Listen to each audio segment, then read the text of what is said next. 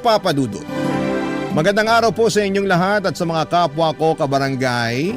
Matagal na po akong taga-suporta ng Barangay Love Stories. Dahil may katrabaho po ako dati na palaging nakikinig sa inyong mga kwento sa YouTube. Dahil sa kanya, nagsimula na rin po akong makinig sa Barangay Love Stories. Ang kwentong ito ay isang bahagi ng aking buhay na tanging ang aking mommy at kapatid lamang ang nakakaalam. Nakasulat po ito sa aking journal at sa pagkakataong ito, napagdesisyonan ko pong ibahagi sa inyo ang ilan sa mga karanasan at aral na natutunan ko sa buhay. Alam niyo po yung feeling na mas lalong gumagaan ang lahat tuwing may nakakausap ka tungkol sa problema mo. Kaya po ako sumulat sa inyo kasi gusto ko pong maramdaman ulit yung feeling na yon. Ako po si Jasper. Lumaki po ako sa isang pamilya na malayo sa karaniwang buhay ng marami. Noong pinanganak po ako ay tila hindi pa ganap na handa ang mami ko na maging isang magulang. Maaga po naghiwalay ang aking mga magulang at hindi ko na po nakilala ang aking tunay na ama. Kaya po habang ako'y lumalaki, ang yaya ko po ang madalas kong kasama at kausap sa bahay. Nagbago po ang aming sitwasyon noong pinanganak ang kapatid ko. Si Dylan na ang tatay ay isang Amerikano. Ngunit hindi rin po nagtagal at naghiwalay din si mami at ang tatay ni Dylan. Habang lumalaki po ako ay unti-unti kong napapansin na parang mas paborito ni mami si Dylan. Aaminin ko po na sobrang nasasaktan ako tuwing napapansin ko po ito. Pero ni minsan, hindi ko po pinagbuhatan ng sama ng loob ang aking half-brother. Sa katunayan po ay hindi ko na rin po naramdaman na magkaiba pala kami ng ama. Para sa akin ay si Dylan ang kapatid ko at wala po akong ibang nararamdaman kundi ang pagmamahal at pagkalinga sa kanya, Papa Dudut.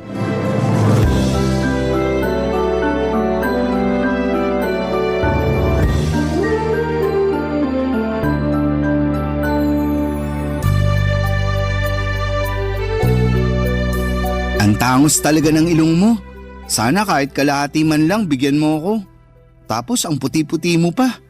Iba talaga pag may lahing kano. Mukhang naliligo kahit hindi naman talaga naliligo. Huwag mo nga akong simulan, kuya. Nagkakaganyan ka ng dahil lang sa ilong. Okay din naman yung ilong mo ah. Parang isda. Boneless. Ah, ganun ha? Dylan, ayaw ko sanang sabihin to sa'yo pero sa tingin ko ito na yung tamang oras para malaman mo ang buong katotohanan. Sana maintindihan mo na hindi madali sa akin na sabihin to sa'yo. 2 years old ka lang noon nung napulot ka ng kasambahay natin sa basurahan. Hindi alam ng kasambahay natin kung ano ang gagawin niya noong mga panahon na yun. Kaya si mami na ang nagpaubaya at nagpalaki sa'yo. Ano nga akala mo sa akin 5 years old? Hoy, lumang tugtugi na yan. Balikan mo na lang ako pag nakapag-isip ka na ng bago. Eto naman, di na mabiro. Nga pala, asan si mami? Namamalengke ata. Kanina pa wala dito yun. Ang sabihin mo, baka nagbubulakbol. Ang di ko rin kasi maintindihan dito kay mami. Para siyang teenager kung umasta. Kung yung ibang nanay dyan, sobra-sobra yung pag-aalaga at pag-aaruga sa mga anak nila. Tayo naman parating naiiwan sa bahay kasama yung maid. Di ko tuloy maiwasan mainggit dun sa mga kaibigan kong pinaghihigpitan ng mga nanay nila. Naku, bahala ka dyan. Huwag mo akong idamay. Ayokong paghigpitan ako, no? Tsaka isa pa, ayaw mo nun? Pwede tayong kumain at maglaro ng video games buong maghapon. Kung sa bagay, pero mas maganda sana kung may tatay tayong kasama dito, no? Ay, yang si mami talaga. Sana naman makahanap na siya ng matinong lalaki. Oo nga. Di ko pa talaga nararanasan yung pakiramdam na magkaroon ng isang ama. Pareho lang naman tayo. Yung tatay ko di ko na rin naabutan. Tapos yung tatay mo naman, sobrang bata mo pa nun. Di nga nagtagal ng 1 month yun dito sa bahay. Mabait pa yung tatay ko, kuya. Ewan, di ko rin masabi. Pero ang natatandaan ko, parati silang nag-aaway ni mami. Tas kadalasan, nasa terrace yung tatay mo umiinom at nagyoyosi. Ah, ikaw Pilipino, ako naman Amerikano. Ano kaya magiging lahi ng susunod nating kapatid kuya? German? Japanese? O Canadian? Ano sa tingin mo? Uy, sana naman di na magkaanak yan si Mami. Hirap na nga siya sa ating dalawa eh. Sa akin nga lang pala siya nahihirapan. Ikaw ang paborito eh. Kumbaga sa internet, ikaw yung naka-bookmark na website. Tas ako yung parang advertisement sa video na pilit sinasara. Grabe ka naman kuya, hindi naman siguro. Di mo ba talaga napapansin? O sige nung isang araw, anong kinain mo for breakfast? Ha? Bacon. Teka lang, bakit mo naman naitanong yan? Mismo. Nung isang araw, pinagalitan at pinigilan niya ako nung kinuha ko yung bacon sa ref. Sabi niya pa nga sa akin, nagtitipid daw tayo. Pero mukhang ako lang naman tong tinitipid niya. Ikaw naman kuya, nagkakaganyan ka ng dahil lang sa bacon. May longganisa naman sa ref eh. Yun na lang ang kainin mo. Ano ka ba? Hindi lang yun. Napapansin ko rin na siya yung palaging kumukuha ng report card mo. Pero yung report card ko, sa maid niya parati pinapaubaya. Hala, baka ampun ka nga. Joke lang. Pero seryoso na to. Pakiramdam ko din na favorite ka ni Mami kasi ikaw tong mukhang foreigner sa ating dalawa. Uy, paano mo naman nasabi yan? Napapansin ko lang kasi na ikaw tong laging binibida niya tuwing kausap niya yung mga kaibigan niya. Tapos kapag pumupunta yung mga kaibigan niya dito sa bahay, ikaw lang yung pinapakilala niya sa kanila. Pakiramdam ko tuloy kung hindi ako ampon. Siguro nakababatang kapatid niya ako. Sa totoo lang, sobrang bigat sa pakiramdam. Kuya talaga? Ba't kung makapagsalita ka parang kasalanan kong lahat? Uy, sorry na. Di ganun ang ibig kong sabihin ha. Pasensya ka na. Masyado lang ako nadala ng mga emosyon ko. At isa pa, yung pagtrato sa akin ni Mami, palagi mong tatandaan na wala kang kasalanan doon, okay? Problema naming dalawa yun ni Mami. Sorry na at ikaw tong napagbubuntungan ko ng sama ng loob. Promise, di ko na ulitin. Last na yon. Talaga? Oo, Walang iwanan ha, promise? promise. I love you kuya.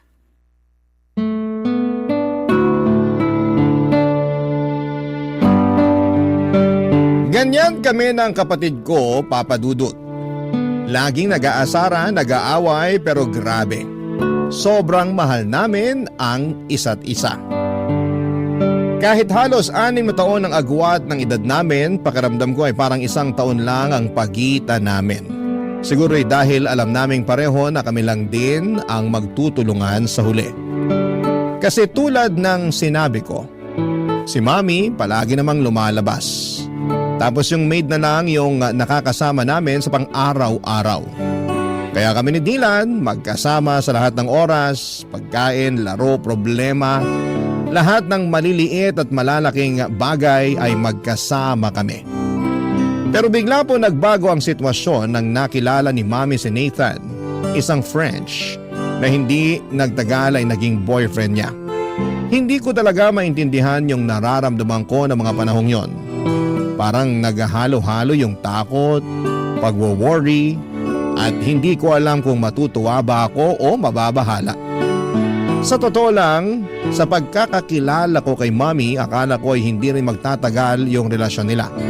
Kasi hindi siya yung tipo ng tao na basta-basta magpapadala sa isang relasyon.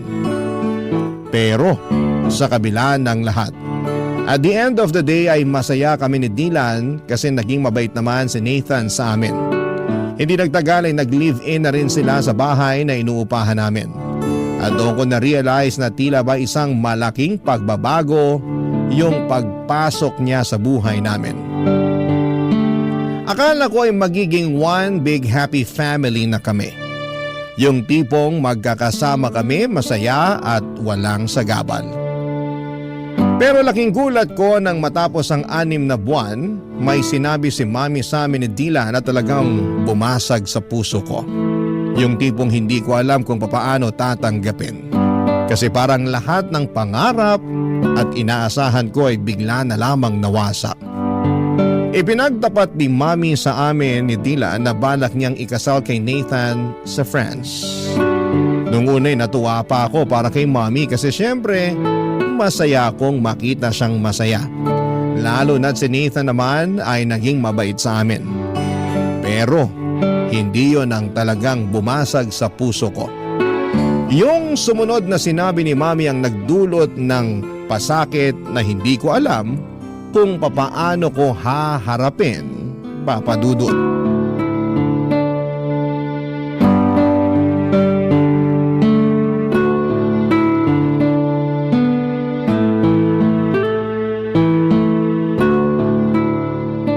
Sige na naman kuya, pahiram na ako ng cellphone mo.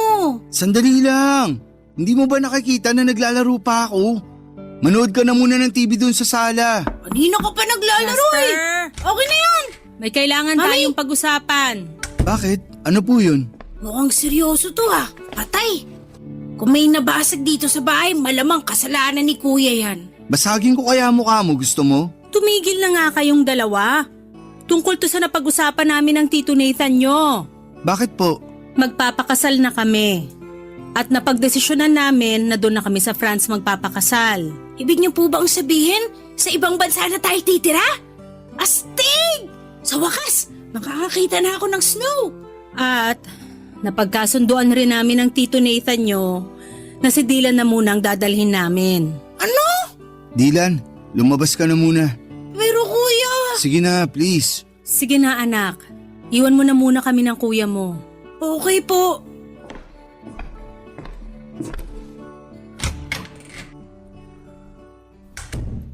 Ibig niyong sabihin, iiwan niyo na ako? Jasper, mahal ang cost of living doon. Walang bahay ang Tito Nathan mo sa France. Umuupa lang siya ng apartment doon. Magsisiksikan lang tayo kung isasama ka pa namin. At isa pa, mas makakamura tayo kung dito ka na muna sa Pilipinas mag-aaral. Bakit pakiramdam ko na nagpapalusot lang kayo? Alam ko naman na sa simulat sampul pa lang si Dylan na ang paborito niyong anak. At wala kayong narinig sa akin dahil mahal ko naman yung kapatid ko na yan. Pero di ko akalain na aabot kayo sa puntong paghiwalayin niyo kami. Jasper, wala na akong magagawa.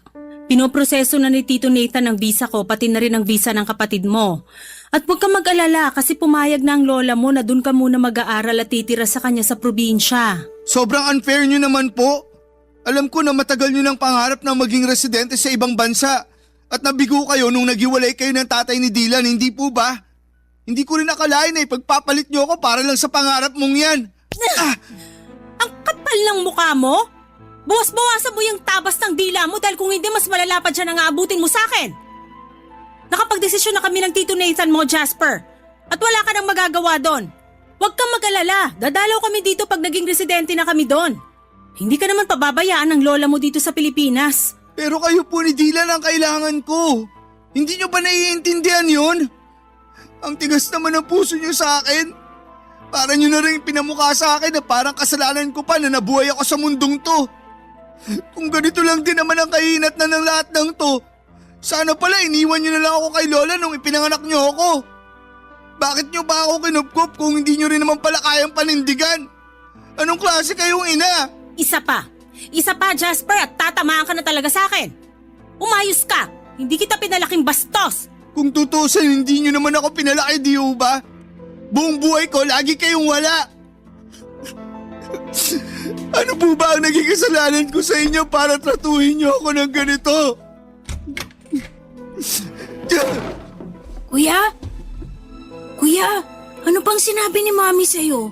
Nagbago ba ang isip niya? Mukhang buo na ang desisyon niya. Kung ganun, hindi ako sasama sa kanila. Dito lang ako sa tabi mo, kuya. Dylan, wag. Ha? Anong ibig mong sabihin? Mas magiging maganda ang buhay at kinabukasan mo pag sumama ka papuntang France. At dun, mararanasan mo na rin ang pakiramdam ng magkaroon ng isang buong pamilya. Kaya ipangako mo sa akin na magpapakabait ka dun, ha?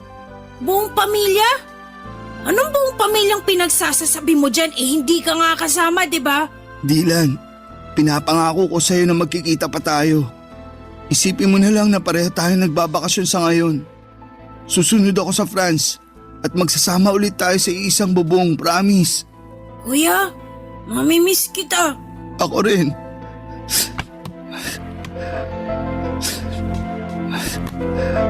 Oh, eto. Kunin mo. Ano to, kuya? Sa'yo na yung cellphone ko. Para naman may remembrance ka sa akin. Ingatan mo yan, ha? Oo, Iingatan ko to. Thank you, kuya. Pero paano ka? Doon na daw ako kay Lola titira eh. Sigurado naman ako na may cellphone yun. O siguro magpapabili ako sa kanya. Ewan ko. Basta, huwag kang mag-alala. Dahil tatawagan pa rin kita, okay? Kuya, mamimiss kita. Payakap ako.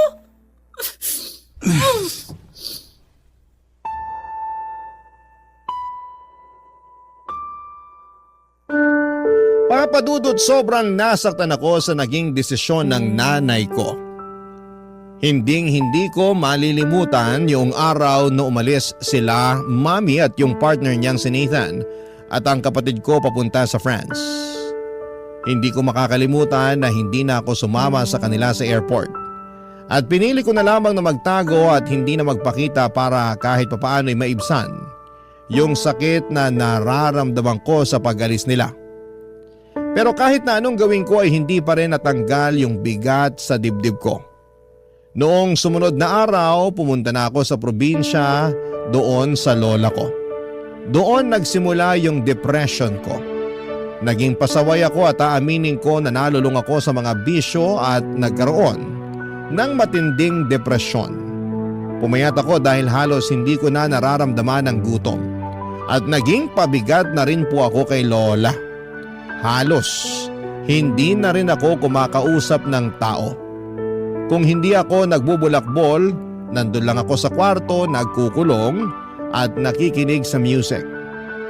Simula nung umalis si Mami ay hindi ko na rin siya kinausap pa. Galit na galit pa rin ako sa kanya. Gusto ko siyang sumbatan sa lahat ng sakit na nararamdaman ko.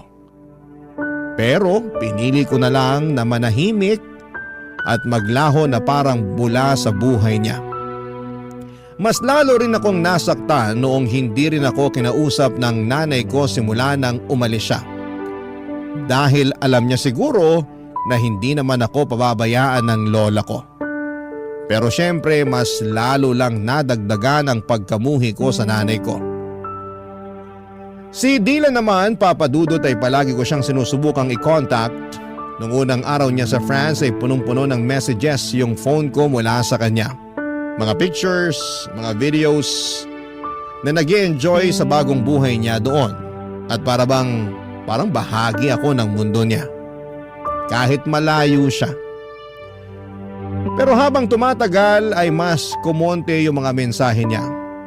Kung minsan ilang araw na akong hindi makakatanggap kahit isang text mula sa kanya. At yon, hindi ko maiwasang mag-isip na baka nakalimutan na niya ako. Nasaktan ako noon syempre at mahirap tanggapin, pero iniisip ko na lamang na baka abala ako sa bago niyang buhay kasama sina Mami at si Nathan, papadudot. Barangay Love Stories. Barangay Love Stories. Yung empathy ng lola ko ang naging gabay ko, papadudot. Kahit na siguro naging pasakit ako sa kanya, ni minsan ay hindi ko naramdaman at tinataboy ako ni lola. Laging pinaparamdam ni lola na naiintindihan niya ako. Kinuwento sa akin ni lola na gusto raw akong ipalaglag ni Mami noong ipinagbubuntis pa ako nito, pero siya ang tumutol at ipinaglaban akong ipanganak. Nalaman ko rin na siya ang may gustong lumayo kami ni Mami para lumaki ako sa piling ng tunay kong ina. Pero hindi alam ni lola na sobrang iba pala ang trato sa akin ni Mami habang lumalaki ako. Masakit mang marinig ang mga revelasyon ni lola ay hindi ako nawala ng pag-asa. Dahil sa pagmamahal ni lola ay nagpatuloy ako sa pag-aaral at nakapagtapos ng Bachelor of Science in Software Engineering. Niyaya ko pa siya na tumira sa syudad, pero mas gusto niyang manatili sa probinsya. Tinanggap ko na lamang ang desisyon niya, pero araw-araw pa rin siyang kinukumusta sa pamamagitan ng cellphone. Bumalik ako ng syudad at pinalad na makapasok sa isang kilalang kumpanya at nag-ipon. Isa sa mga layunin ko noon ay makita si Mami at si Dylan. Aaminin ko na may mga hinanakit pa ako kay Mami, pero handa na akong lunukin ng pride ko, papadudot. Matagal na kasi ang mga nangyari. At ang tanging hangad ko na lamang ay magkaayos kami at makasama sila, lalong-lalo na po si Dylan Papadudut. Sinubukan kong mag-message kay Dylan pero madalang na lamang talaga siyang mag-reply. Kaya naman nag-decide akong kontakin si Mommy sa social media tungkol sa bala kong kumuha ng tourist visa papunta sa France. Nagulat ako sa mainit na pagtanggap niya. Ang sabi niya ay miss na raw niya ako at humingi pa siya ng sorry sa mga pagkukulang niya. Pinatawad ko siya at naramdaman ko na parang naghilom na ang mga sugat ko. Nag-file ako ng 3-week leave na approve at natuwa pa ako nang ma-approve ang visa ko. Kaya makakapunta na ako sa bansang bahagi ng Europa kasama na ang France. Agad ko itong binalita kay Mommy at sobrang saya niya para sa akin, Papa Dudut. Si Dylan ay hindi pa rin ako nireplyan. Pero sinabi ko na lamang sa sarili ko na mas okay siguro kung magkita na lamang kami ng personal. At dumating na nga ang matagal ko nang hinihintay, Papa Dudut. Ang makatungtong sa airport ng France.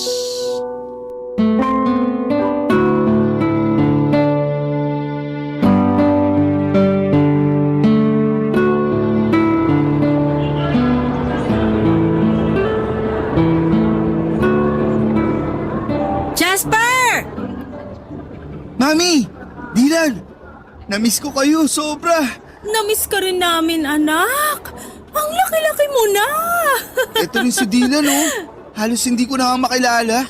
Mas matangkad pa siya sa akin. Huy, kumusta ka na? Namiss kita sobra. Ano ba? Nasasakal ako! Ay, sorry, pasensya ka na.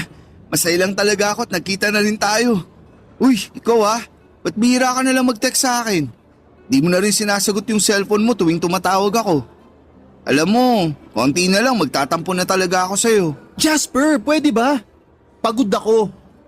Mami, mauna na ako sa kotse. Sige anak, hintayin mo na lang kami ng kuya mo. Mami, may problema ba si Dylan? Bakit nanlalamig siya sa akin? Tapos Jasper pa talaga yung tawag niya sa akin ha? Naku na, kayaan mo na muna yung kapatid mo na yon.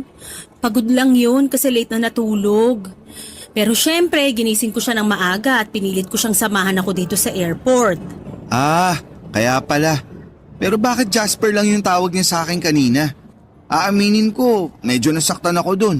Nak, sobrang magkaiba kasi ang kultura dito sa France at doon sa atin sa Pilipinas. Dito kasi sa France, walang kuya-kuya at ate-ate. First name lang ang tawagan ng mga magkakapatid dito. Ano ba yan? Sobrang nakakapanibago naman. Mabuti na lang talaga at marunong pa siya magtagalog. Aba, syempre naman. Hindi ako nagpe-French kapag kausap ko yung kapatid mo na yan. Kasi ayoko na makalimutan niya yung lengguwahe natin. Mabuti naman po kung ganun. Pero mami, siguro ang galing nyo na ni Dylan mag-French no?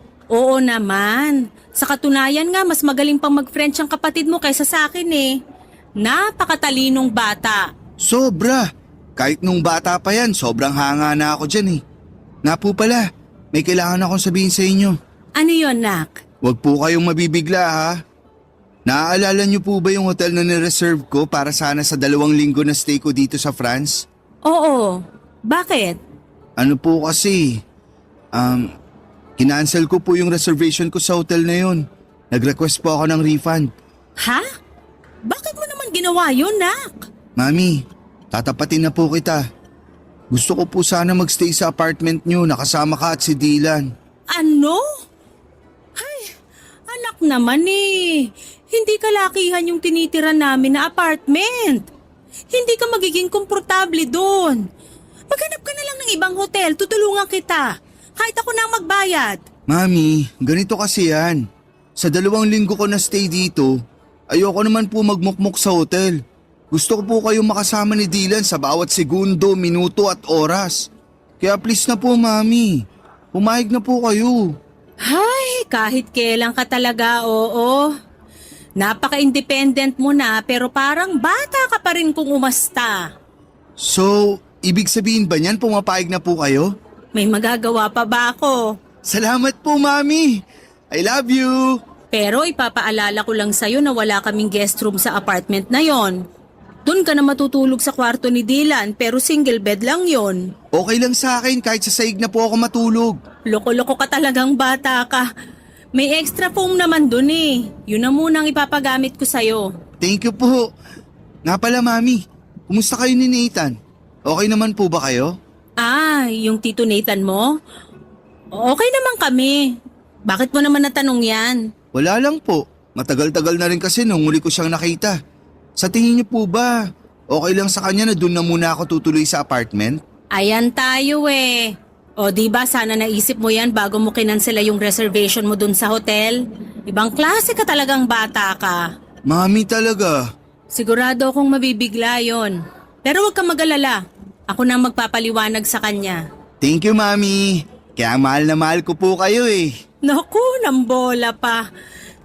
Ah, pero Jasper, kung sakaling may marinig ka na ingay galing sa kwarto namin, huwag mo na lang pansinin, okay? Kasi alam mo naman, buhay mag-asawa, paminsan-minsan may mga hindi pinagkakasunduan. Pero wala namang problema na hindi nasosolusyonan, di ba? Bakit po? Madalas po ba kayo mag-away ni Nathan? Alam mo naman mga French, ang tatapang. Tapos kapag may pinaniniwalaan sila, talagang pinaninindigan nila.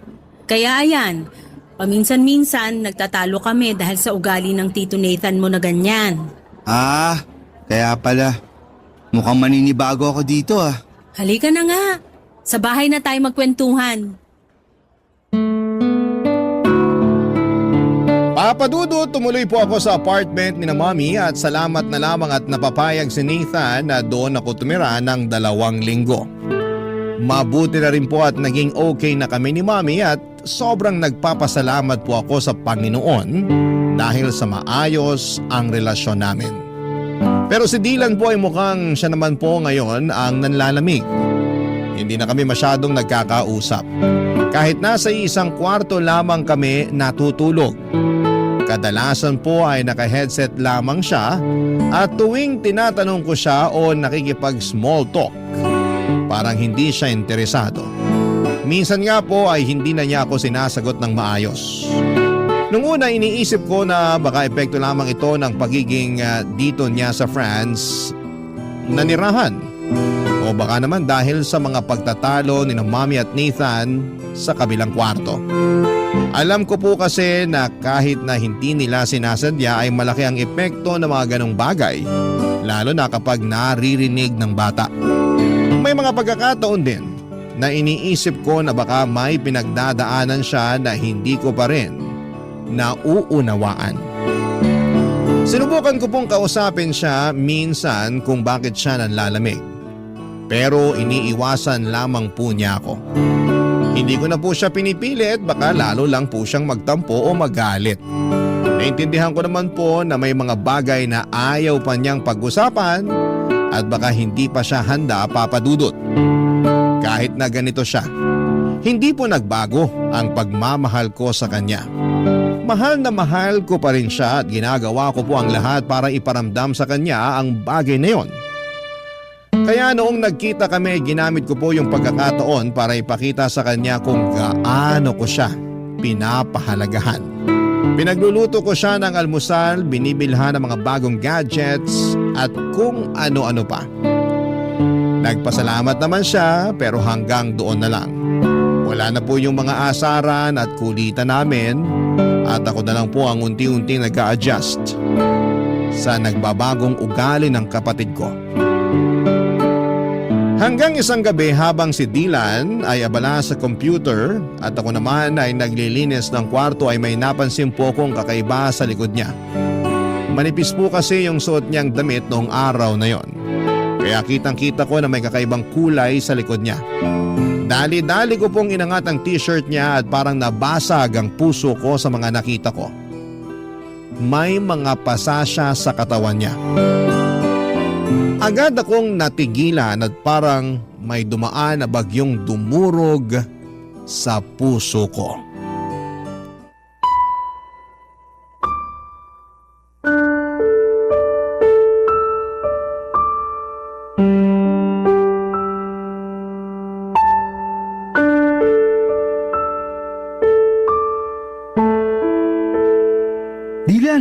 Ano yan ha? Ba't ang dami mong pasa? Ang OA mo naman, pwede ba huminahon ka? Wala to. Nadulas lang ako sa CR nung isang araw. Dylan, wag mo akong gawing tanga. Alam ko yung pinagkaiba ng pasa na galing sa aksidente at pasa na sinadya. Sino may gawa nito sa'yo ha? Magsalita ka. Ano bang pakialam mo, ha? Ipapaalala ko lang sa'yo, Jasper, hindi kita kapatid. Hindi tayo lumaki sa iisang bahay.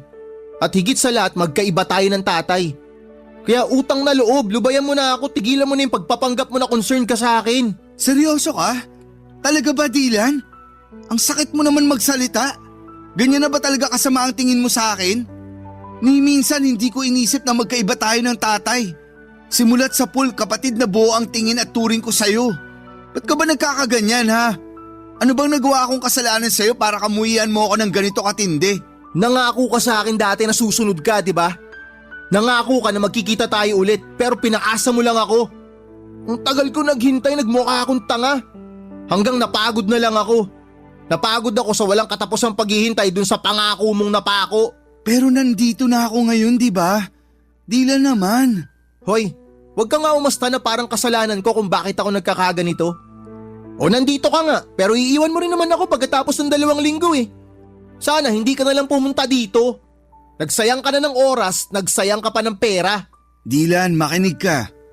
Please, wag mo namang isumbat sa akin yung pagkakalayo natin. Wala ni isa sa atin ang ginusto na mangyari yun. Akala mo ba hindi ako nasaktan na pilit akong inilayo sa nag-iisa kong kapatid? Durog na durog ako nung umalis kayo. Hindi ko alam kung paano ko hinarap ang bawat araw na wala ka sa tabi ko. Pero wala na akong magawa nun. Kaya tiniis ko, Dylan. Tiniis ko yung sakit na yun. Kasi alam ko na mas magiging maganda ang buhay mo dito. At alam ko na mas makakamit mo yung mga pangarap mo dito. Kahit kailan, hindi ko pinangarap na mabugbog ng asawa ng nanay ko. Teka lang, si Nathan? Siya ang may gawa nito sa'yo? Magbabayad siya sa ginawa niya sa'yo. Hayop siya? Hayop! Teka lang, kumalma ka nga. Masyado kang mainit eh. Makinig ka sa akin. Kung ano man yung ginagawa niya, hayaan mo na. Huwag ka na makialam. Mamaya madamay ka pa eh. Dylan, magpaliwanag ka. Bakit niya nagawa sa ito? Kailan nagsimula to? Paano? Sabihin mo na sa akin, parang awa mo na. Ay, sa akin niya binubunton yung galit niya kasi hindi siya mabigyan ni Mami ng anak. Wala naman kaming magawa ni Mami. Kailangan namin ng tulong niya eh. Kasi gusto namin maging legal na residente dito. Matagal ng pangarap ni Mami yun. Buwisit na pangarap yan. Wala man lang bang ginawa si Mami para ipagtanggol ka? Alam ni Mami lahat ng ginagawa sa akin ni Nathan. Pero wala nang pag-asa si Mami. Palagi na lang niyang pinagtatanggol yung asawa niya. Kaya siya unawain ko na lang daw kasi nga may pinagdadaanan. Bakit di mo agad sinabi sa akin to? Bakit? May magagawa ka ba? Kung sinabi ko sa ito noon pa? Kung makaasta ka para kang hero ah. Wala ka rin naman magagawa eh. Di ba? Eto ba ang dahilan kung bakit di mo sinasagot mga messages at tawag ko sa'yo? Dahil mas pinili mong sarilinin ang lahat ng problema mo? Oo. Napakatanga ko! Napakabobo ko! Napakalaki kong gago! Dapat nandito ako nung mga panahong kinailangan mo ko. Dapat nandito ako nung mga panahong kinailangan mo ng taong magpoprotekta sa'yo. Dapat nandito ako nung mga panahong wala kang karamay at kinailangan mong ilabas lahat ng sakit ng dahil sa lahat ng pinagdadaanan mo. I'm sorry, Dylan. Patawarin mo ako. Hindi mo kailangan humingi ng tawad. Pasensya ka na kung pinamukha ako sa'yo na kasalanan mo lahat kung bakit nangyayari to. Ang importante, hindi ka na ulit masasaktan ng animal na yon, naiintindihan mo? Alam mo kung ano yung pinakamasakit para sa akin? Yung simula pagkabata natin, ikaw yung paboritong anak ni Mami pero hindi ka man lang niya nagawang ipagtanggol sa hayop na Nathan na yon. Hindi ko alam kung paano natiis ni Mami yung ganitong klaseng sitwasyon, Dylan. Hindi ko na talaga kaya dito. Sasama na ako sa'yo. Parang awa mo na isama mo ko. Sorry kung hindi kita pinakitunguhan agad ng maayos. Ang totoo niyan, gustong gusto na kitang yakapin nung unang araw pa lang na nagkita tayo dun sa airport. Pero nilamon kasi ako ng inggit eh. Nilamon ako ng lungkot. Naiinggit ako kasi malaya mo nagagawa lahat ng mga bagay na gusto mo. Habang ako, mala impyerno yung buhay ko dito. Kung akong papipiliin, mas gugustuhin ko na ako na lang sana'y naiwan sa Pilipinas eh. Dylan, alam kong alam mo na kung may paraan lang para pagbaligtarin ko ang sitwasyon nating dalawa. Matagal ko na yung ginawa. Mahal na mahal kita, kuya. Mahal na mahal kita, Dylan. Sobra. Huwag kang mag-alala. Iuwi na kita sa Pinas. Kayo ni Mami. Wala nang dahilan para manatili pa kayo dito. Hindi na ako makakapayag na saktan ka pa ng hayop na yon. Salamat, kuya.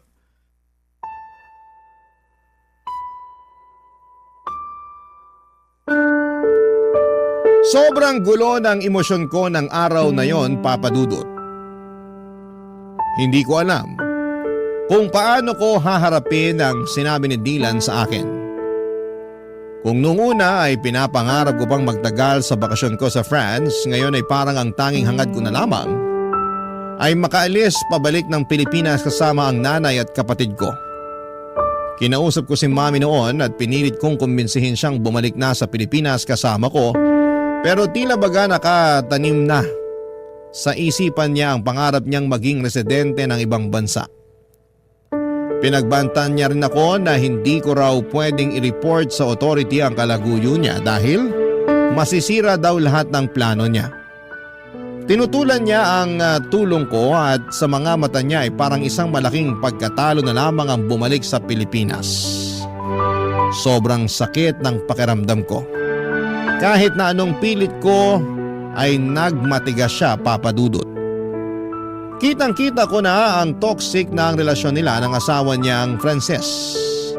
Pero hindi pa rin siya tumitigil sa pangarap na makapagtuloy sa ibang bansa. Ang hirap, Papa Dudut.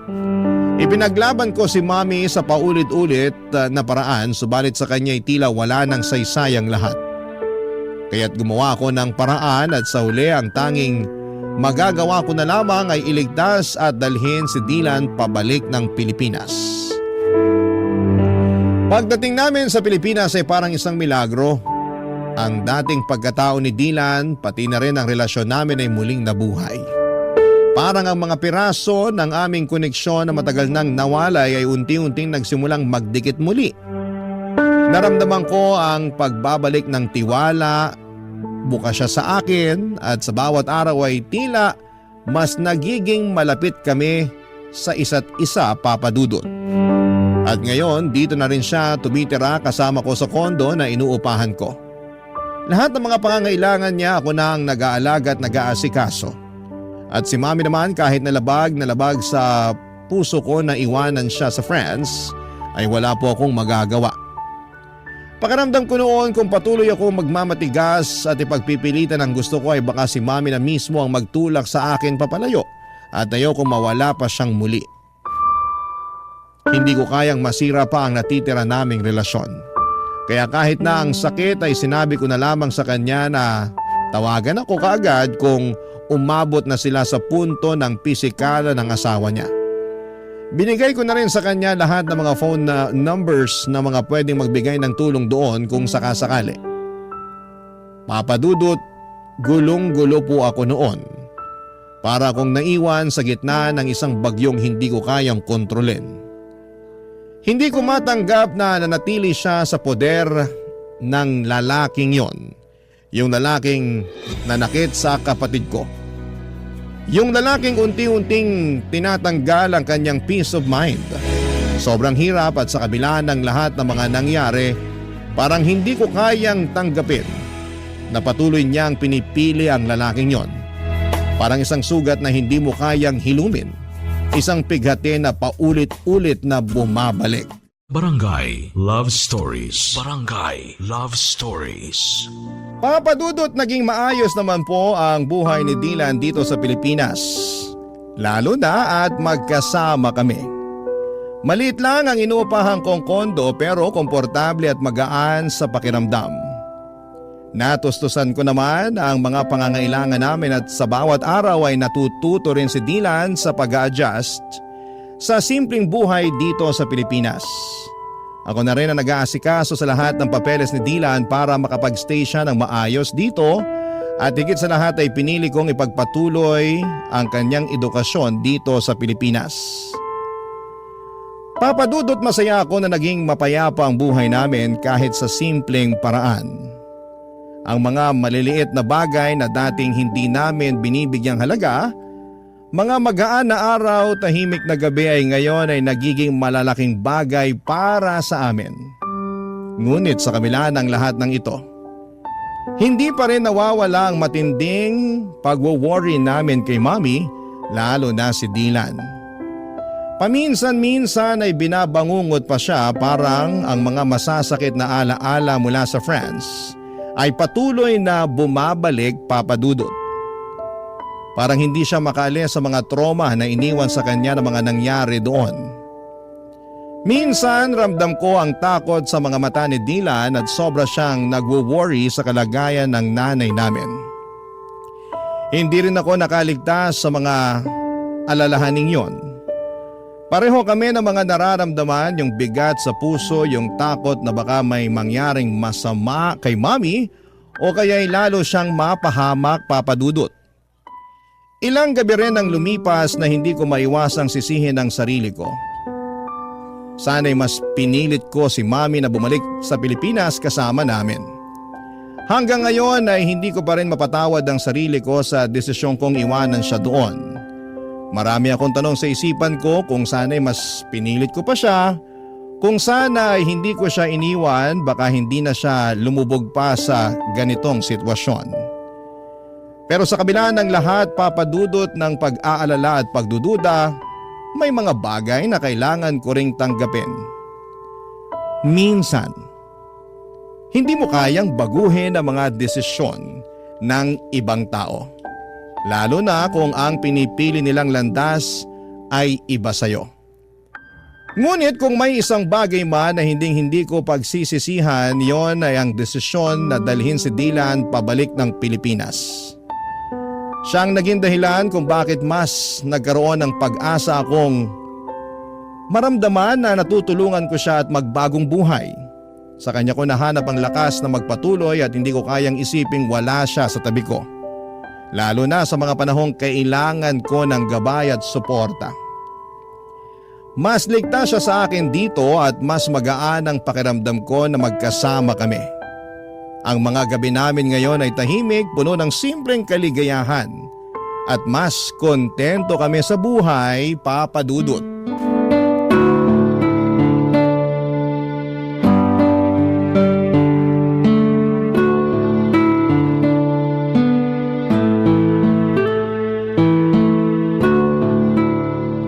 Kuya, Oh, Dylan, ano yun?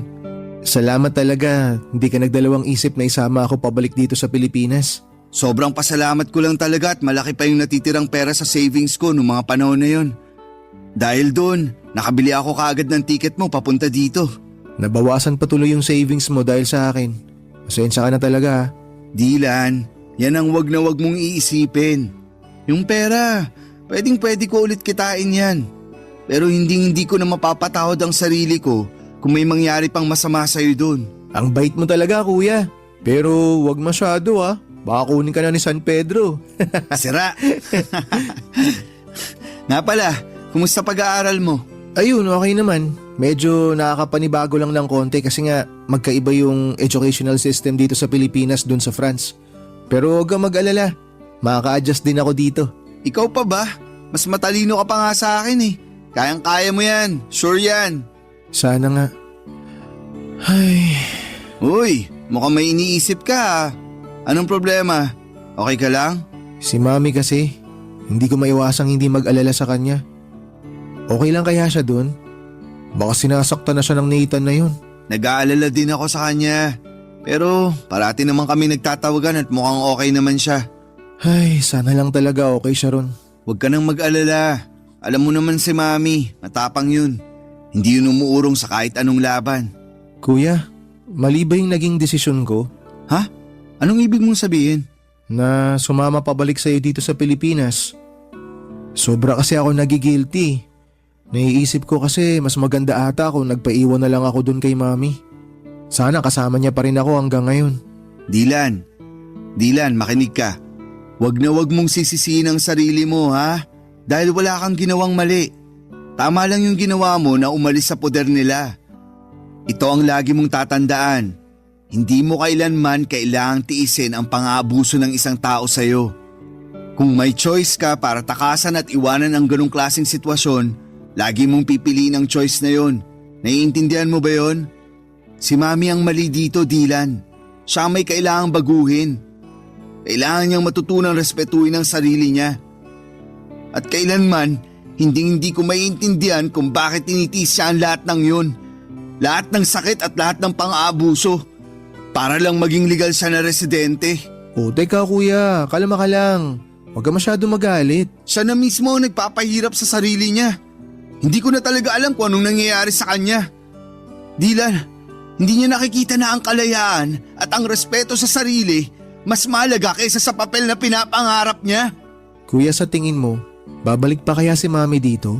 Huwag kang mag-alala. Hindi ko titigilan si Mami hanggang sa makabalik siya dito. Ako na bahala doon ha. Mag-focus ka na lang sa pag-aaral mo. I'm sorry. Masyado ako nagiging emosyonal. May iba tayo. Sigurado ako matutuwa si Lola pag nakita ka niya. Pupunta tayo kay na Lola this weekend, okay? Sige, tara. Nakaka-excite. Baby pa ata ako nung huli ko nakita si Lola eh. Oo. Sigurado ako magugustuhan mo dun sa probinsya. Sariwang hangin, maraming puno, at higit sa lahat, walang traffic. Hindi na ako makapaghintay. Alam mo kuya, hindi ko akalain na darating pa pala tong panahon na to. Ako din, Dylan. Alam ng Diyos na ilang beses kong pinagdasal na sana magkita tayo ulit. At ngayon na magkasama na tayo, babawi ako sa napakaraming taon na nawala sa atin. Tama kuya, sangayon ako dyan. Pero alam mo, pwede ka namang bumawi sa akin ngayon eh. Bila mo ka ng bagong cellphone kuya, bawi ka na.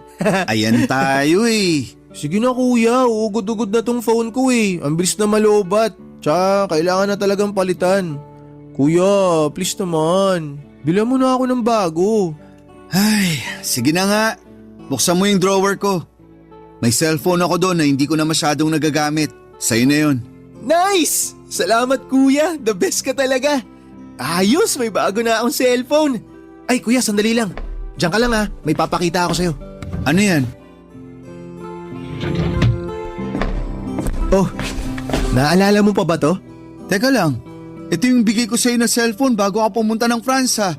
Buhay pa pala to? Oo kuya, talagang tinago ko na maigi to. Medyo matagal-tagal ko nang hindi nagagamit kasi sobrang luma na. Pero inalagaan ko to. Grabe!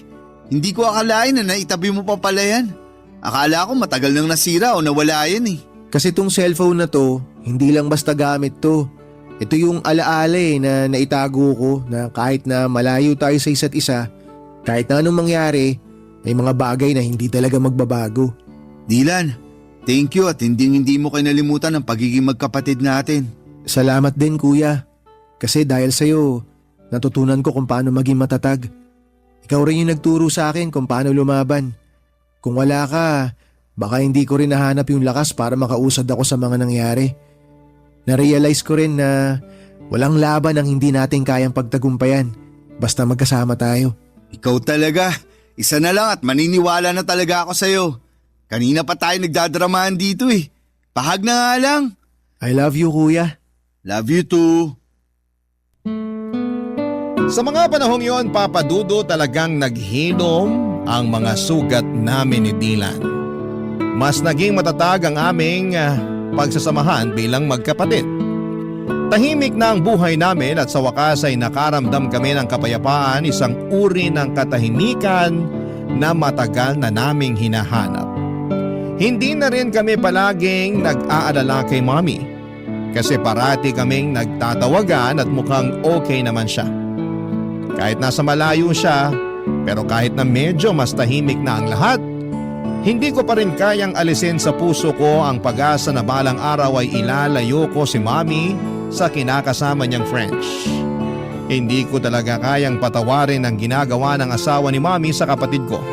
At kahit gaano kalayo or katagal ay hindi ko pa rin makakalimutan ang lahat ng sakit na idinulot niya sa aming pamilya. Masaya na rin ako na parang hindi ko na masyadong napapansin na may trauma pa si Dylan.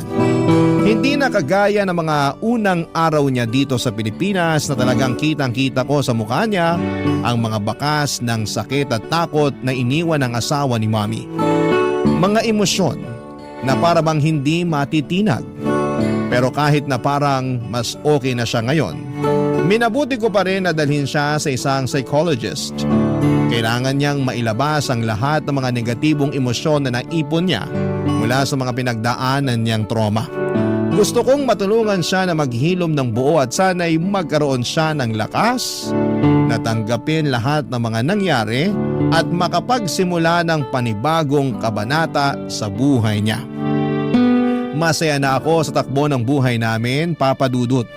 Wala po akong naging problema sa trabaho at si Dylan sa wakas ay nakakapag-adjust na rin sa buhay niya sa school dito sa Pilipinas. Gumagala kami tuwing weekends at doon kami nakakahanap ng bonding, mga simpleng bagay pero puno ng halaga. Bawat araw na magkasama kami tila ba mas napapalalim ang aming samahan bilang magkapatid at natututo kami na mas marami ng bagay tungkol sa isa't isa. Akala ko ay magiging ganito na lang ang cycle ng buhay namin, tahimik, masaya at magkasama. Hanggang isang araw, may narinig kaming katok sa pintuan ng kondo namin, Papa Dudut.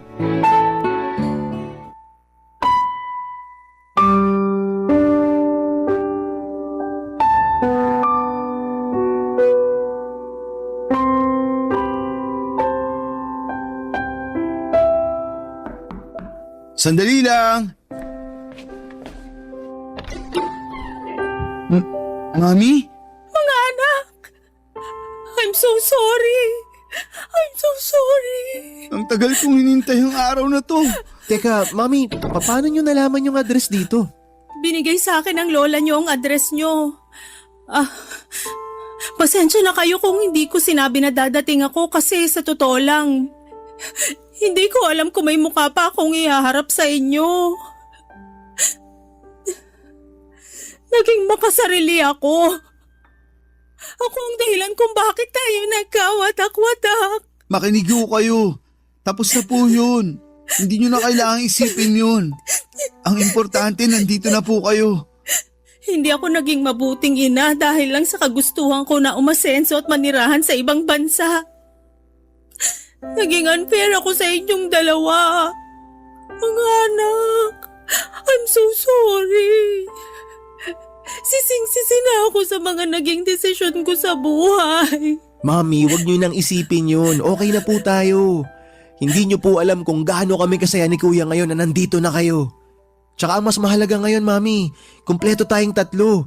At mas matatag na tayo ngayon. Tama po si Dylan. Hinding-hindi na po tayo magkakaiwalay ulit. Lahat ng pagkakamali ko, lahat ng sakit na naidulot ko sa inyo, parang isang malaking kasalanan na hindi ko na kayang itama. Walang kapatawaran yung ginawa ko sa inyo, mga anak.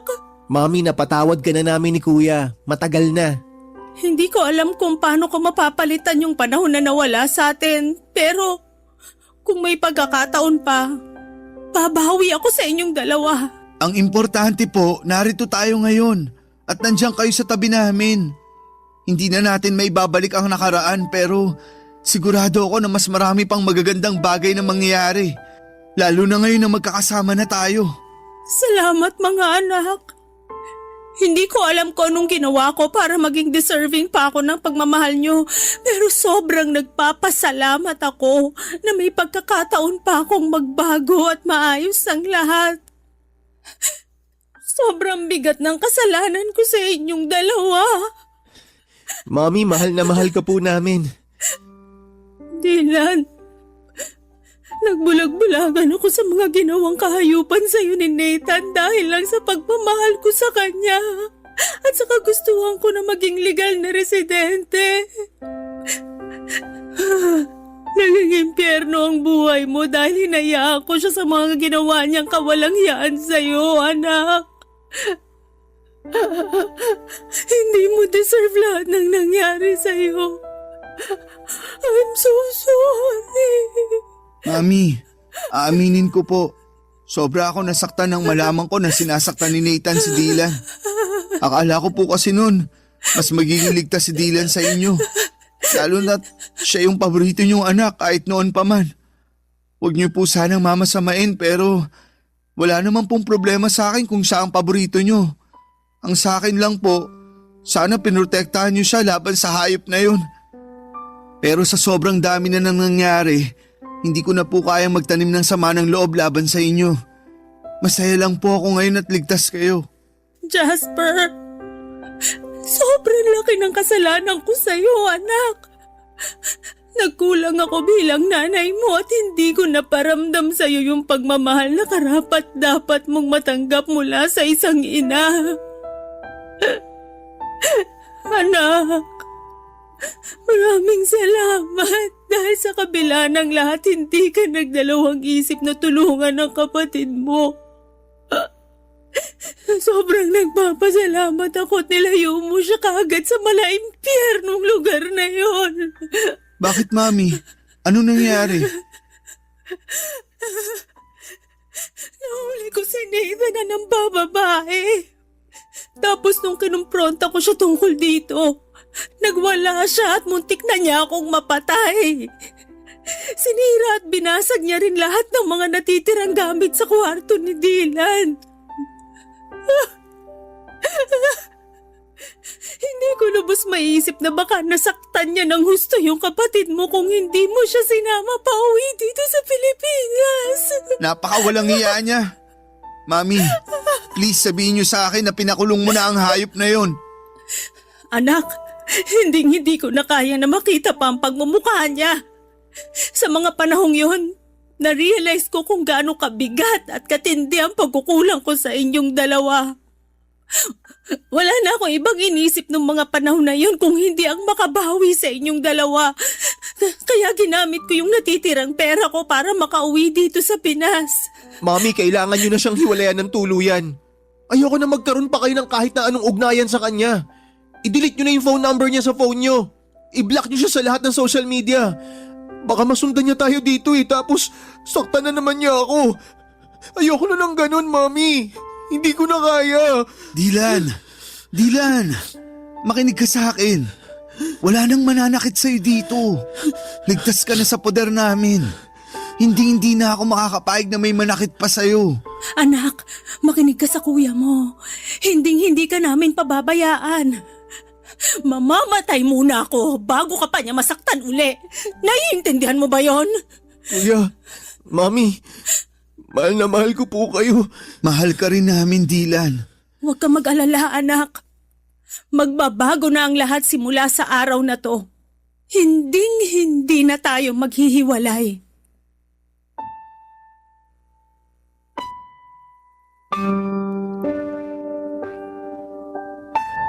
Papadudot muli ko nasilayan ang mga bakas ng trauma sa mga mata ni Dylan ng araw na yon. Sobra ang aking pag-aalala para sa kanya. Ngunit sa tulong namin ni Mami ay unti-unti at tuluyan din niyang nalaman na hindi siya dapat matakot pa. Si Mami po ay nanirahan kasama namin ni Dylan sa kondo na inuupahan namin. Habang ako ay patuloy sa aking trabaho bilang isang software engineer, si Dylan ay nagsusumika pa rin sa kanyang pag-aaral.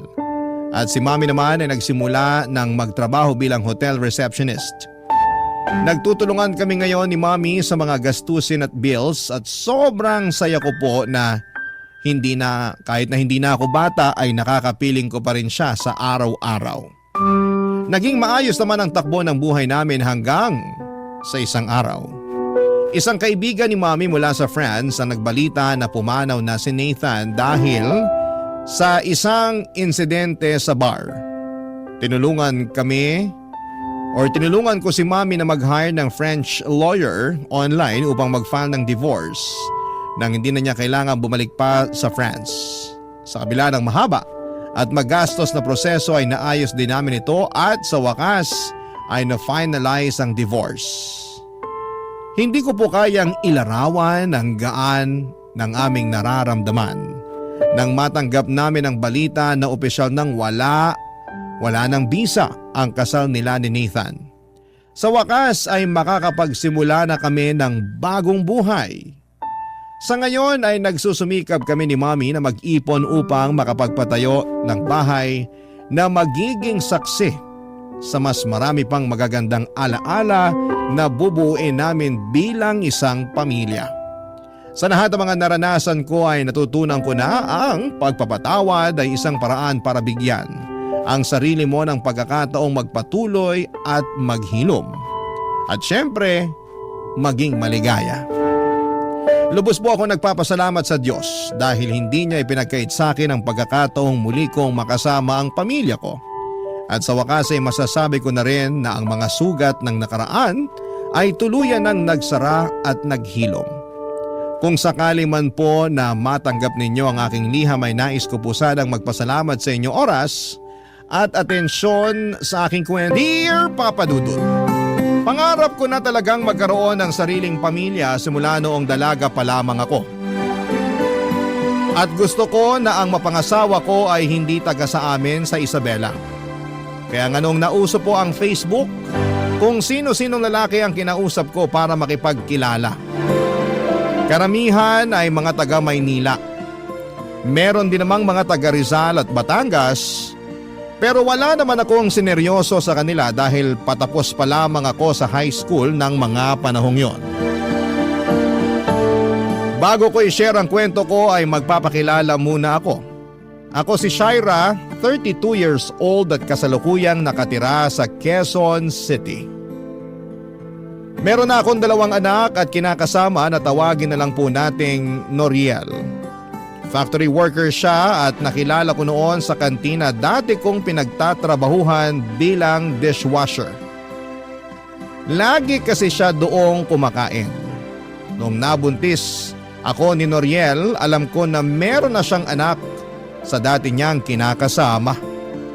Pero tinanggap ko pa rin yon dahil mahal ko si Noriel.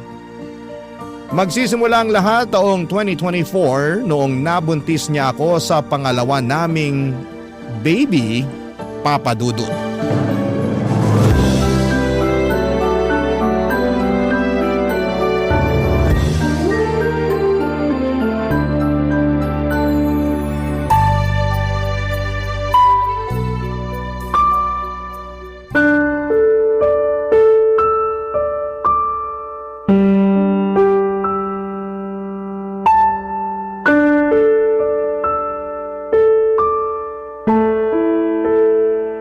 Kamusta?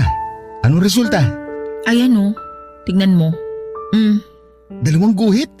Ibig sabihin buntis ka, sweet cake ko! Huwag mo nga ako tawagin ng ganyan, naiirita ako eh. Naiirita ka kasi buntis ka? Oo, Bakit? Blessing kaya yan. blessing nga pero kapapanganak ko pa lang, di ba? 3 buwan pa lang yung panganay natin tapos nabuntis mo na naman ako. Dumidede pa nga sa akin yung anak natin. O ano naman? Anong ano naman? Natural, mabubuntis ka kasi may nangyayari sa atin. Oo nga, pero sabi ko di ba ayoko pang magka-baby tayo. Labo mo naman eh. Di mo kasi naiintindihan. Lalo hindi ikaw ang nagbubuntis. Hindi talaga, dahil trabaho niyo mga babae ang magbuntis. Di ka na talaga naawa sa akin, no? Alam mong hirap na hirap ako nun sa pagbubuntis sa panganay natin. Tapos binuntis mo na naman ako. 3 buwan pa lang walang nangyayari sa atin tapos init na init ka na dyan. Ilang beses ko nang nasabi na hindi pa ako handa. Naayoko pa. Lalo pa dumidede pa yung panganay natin pero hindi mo ako pinakinggan. Tinuloy mo pa rin. Ginalaw mo pa rin ako kahit labag sa loob ko. Pinagbigyan kita pero nakiusap ako na wag mo akong bubuntisin pero hindi ka nag-ingat. Hindi ko na kasalanan yun. Sana uminom ka ng pills para hindi ka mabuntis. Tapos ako ngayon sisisihin mo. Ayos ka rin talaga eh. Uminom naman ako pero ang daming komplikasyon sa akin. Diba sabi ko naman sa'yo yun? Grabe ang sakit ng ulo ko, kulang na lang iuntog ko sa pader para lang mawala. Hirap pa ako makatulog sa gabi at kung ano-ano pang pangit na bagay yung mga naiisip ko. Dagdagan mo pa yung puyat sa pag-aalaga sa anak natin at mga gawaing bahay. Inggit na inggit nga ako sa'yo kasi palagi na lang mahimbing ang tulog mo sa gabi. Tapos ikaw pa ang galit pag iniistorbo ko ang tulog mo dahil lang gusto kong magpatulong sa pag-aasikaso sa baby natin. May trabaho pa kasi ako kinabukasan nun. Ikaw kaya pumasok na puyat, sige nga. Di mo kasi alam na bantay sarado kami ng bisor namin. Bawal aantok-antok sa production. Kaunting mali mo lang, siba ka. At yun ang iniiwasan ko dahil kawawa tayo. Sana naisip mo man lang yun. Lagi kong iniisip ang kapakanan mo, kung anong mararamdaman mo. Pero ako ba? Kahit konti, iniisip mo rin? Ano bang klaseng tanong yan? Sagutin mo na lang. Malamang oo. Kaya nga ako nagsisikap sa pagtatrabaho para sa'yo at sa anak natin. Talaga lang Para ka namang sira eh. Sira na kung sira. Pero para sa akin, hindi totoo yung sinasabi mo. Kasi kung totoo na iniisip mo ang kapakanan ko, hindi mo ako agad bubuntisin. Wala kang awa sa akin? Akala mo ganun lang kadaling mag-anak? Kung makapagsalita ka parang di natin anak yung dinadala mo Paano na lang pag lumaki ang batang yan at nalaman niya na ayaw mo sa kanya? Ano na lang mararamdaman niya? Hindi ko sinabi na ayaw ko sa anak natin. Ang akin lang, hindi pa to yung panahon para magbuntis na naman ako. Hindi ka ba nakakaintindi? 3 buwan pa lang yung panganay natin, Noriel. Hindi naman kaagad lalabas yung pangalawa natin. May ilang buwan pa para lumaki yung panganay natin. Hirap sa'yo, masyado kang OA.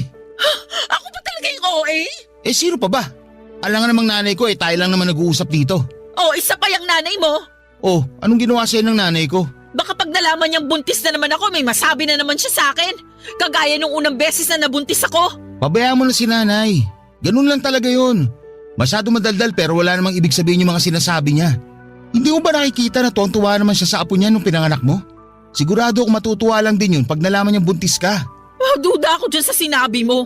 Parang hindi mo naman kilala nanay mo. Kilala ko siya kasi nanay ko siya. Ikaw ang baka hindi nakakakilala sa kanya. Ay, ewan ko sa'yo. Kahit ano talagang sabihin ko, wala akong boses pagdating dyan sa nanay mo. Hirap sa'yo lahat ginagawa mong issue. Una yung pagbubuntis mo. Tapos ngayon nanay ko naman. Wala ka talaga sa hulog eh.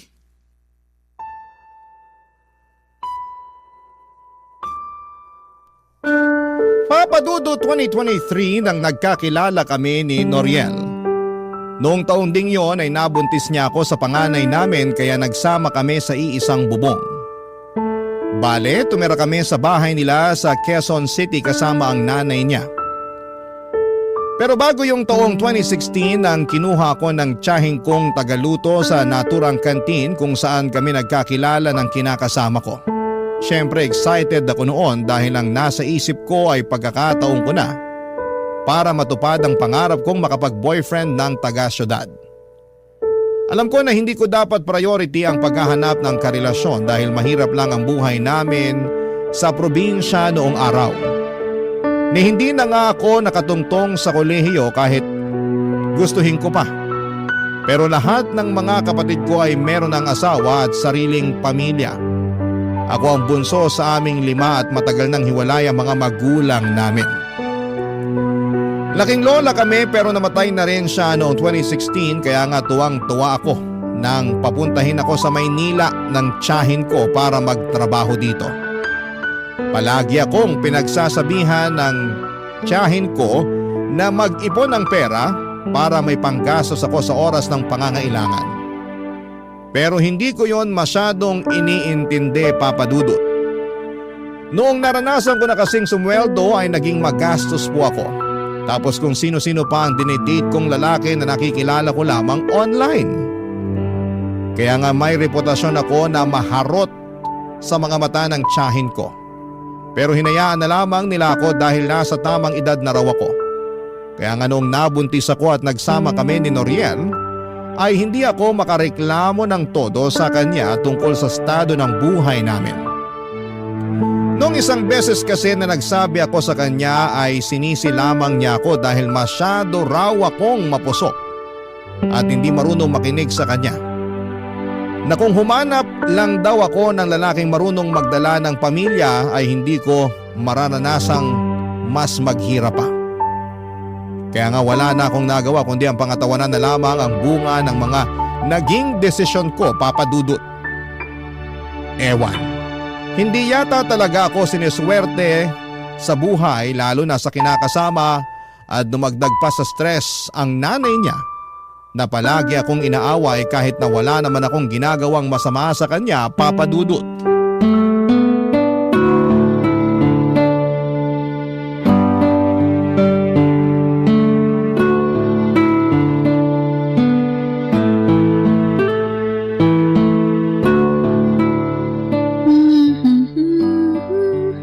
Wow! Ang cute naman ng damit ng baby niya. Kaninong baby niya? Kayo po pala, Nay. Oh, ako nga. Bakit kumakaano ka naman dyan Akala mo nakakita ka ng maligno. Hindi naman po sa ganon. Nagulat lang po talaga ako sa pagdating nyo. Paano hindi ka magugulat? Tutok na tutok ka dyan sa cellphone. Kulang na lang idikit mo yung mga mata mo dyan. Sobra naman po kayo. Ako pa ang sobra. Kanina ko pa napapansin babad na babad ka dyan sa cellphone mo Kung makaasta ka, akala mo wala kang inaalaga ang anak Ngayon lang naman po ako nag-cellphone. Yung anak ko naman po natutulog sa duyan sa kwarto. Hindi ko naman po sinara ang pinto para tanaw ko at mabilis kong mapuntahan. Lumabas lang po ako ng kwarto saglit para kumuha ng tubig na maiinom sa ref. Tapos nag-cellphone ka na dyan bigla. Nag-chat din po kasi yung tiyahin ko. Kinukumusta ako kaya nireplyan ko lang. Nag-chat daw. Maniwala sa'yo. Ay kung gusto niyo tingnan niyo pa po tong cellphone ko, kausap ko po yung tiyahin ko. Oo na. Pero may pasabi-sabi ka pa dyan Cute ng damit ng baby. Pinag-uusapan niyo rin ba ng tita mo yun? Ay, yun po ba? Hindi po. Nakita ko lang sa Facebook nung nagbukas ako ng account. Sinasabi ko na nga Puro ka Facebook. Wala naman po sigurong masama doon lalo't ngayon lang naman ako nag-Facebook, Nay. Kahit ano pang sabihin mo, hindi maganda sa isang nanay na katulad mo yung puro ganyan ang inaatupag. Dapat ang ginagawa mo pag hindi mo inaalagaan yung anak mo, naglilinis ka ng bahay. Tingnan mo, napakaraming hugasin sa lababo. Ako pa bang hinihintay mo maghugas ng mga yan? Hindi naman po, pero mamaya ko na sana huhugasan yung mga pinggan. Masakit pa po kasi yung balakang ko at medyo nangangalay yung mga binti ko. Sus, kunwari ka pa. Sabihin mo, nagdadahilan ka lang para hindi makapaghugas. Style mo, bulok. Ay, hindi naman po ako nagdadahilan. Hindi raw, pero halatang halata naman sa'yo. Inoobserbahan lang kita, Shaira. Pinagpapasensyahan lang, lalo't buntis ka sa panganay niyo ni Noriel ko. Tapos ngayon, nagpabuntis ka na naman sa anak ko para makatakas sa mga gawaing bahay. Ayos ka rin talaga no? Hindi ko naman po ginustong mabuntis ulit. Si Noriel po ang sisihin niyo kung bakit buntis na naman ako. Aba, at bakit ko naman sisisihin yung anak ko? Siya po kasi may kasalanan. Sa totoo lang, ayoko nga po munang sundan yung panganay namin lalo't 3 buwan pa lang siya. Kaya lang masyadong mainit si Noriel. Tapos nagtatampo pag hindi ko pinagbigyan. Malamang, may pangangailangan yung anak ko. Alam ka naman sa ibang babae niya hingin yung pangangailangan niya kasi ayaw mo siyang pagbigyan. Hindi naman po sa ganun pero nag-usap naman kami na hindi pa ako handa. Sa kakaunting panahon lang naman ang hinihiling ko para makarecover yung katawan ko sa panganganak. Pero hindi naman siya nakinig. Ganyan talaga ang mga lalaki. Kaya nga dapat handa ka ano man ang mangyari. Tsaka kasalanan mo rin naman May iniinom kang pills, di ba? Meron po pero tinigilan ko na bago pa may mangyari sa amin ni Noriel. Oh, ayan. Hindi namin mo rin. Kasalanan mo rin talaga yan kasi alam mong buntisin ka pero nagpagalaw ka ng walang proteksyon. Hindi po kasi maganda yung epekto sa akin ng pills. Di sana sumubok ka ng ibang proteksyon. Hindi lang naman pills ang pwede mong gamitin para hindi ka mabuntis Alam ko naman po kaso nakakatakot Natatakot ka naman saan? Sa pwedeng maging epekto nun sa katawan ko. Marami po kasi ako nababasa na horror story sa Facebook na galing din sa kapwa ko nanay tungkol sa mga contraceptive na gamit nila. Bakit ako nun? Wala naman nangyari sa akin nung nagpaturok ako Hirap kasi sa'yo masyado ko mapaniwalain sa mga nababasa mo sa Facebook. Iba-ibang katawan ng mga babae. Tsaka kung pumalpak yung unang ginamit mo, di magpalit ka ng iba. Subok lang ng subok hanggang mahanap mo yung hiyang sayo. Ganon yon.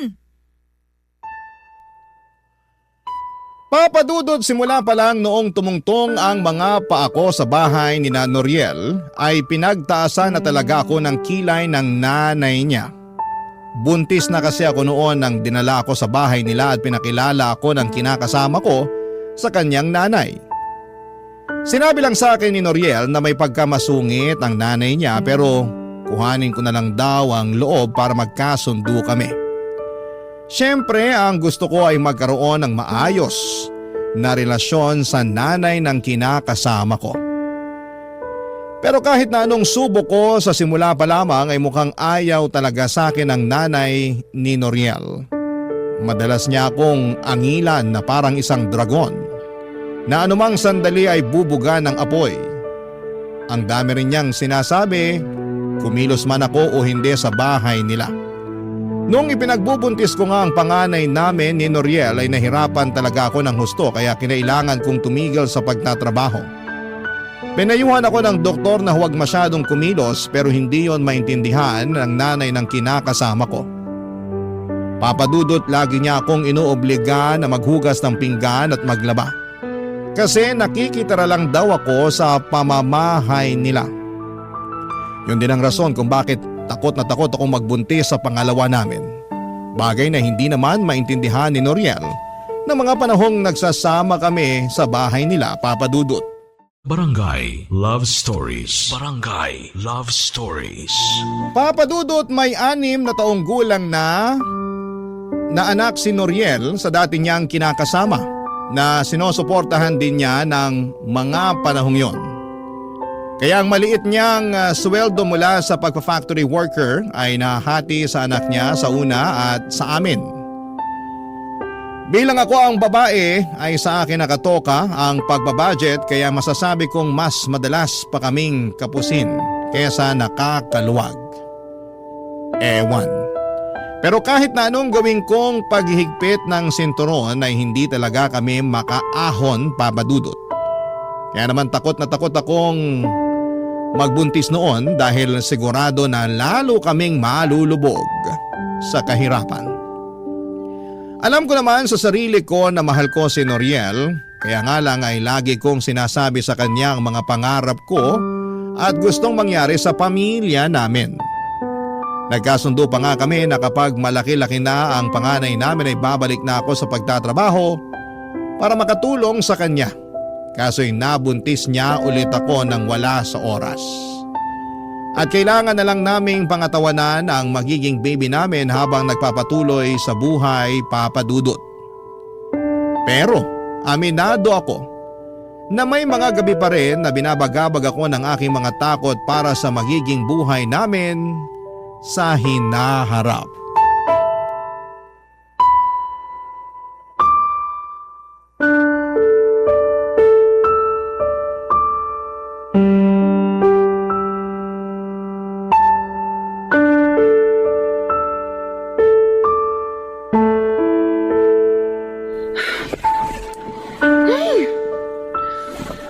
Ano ba yan?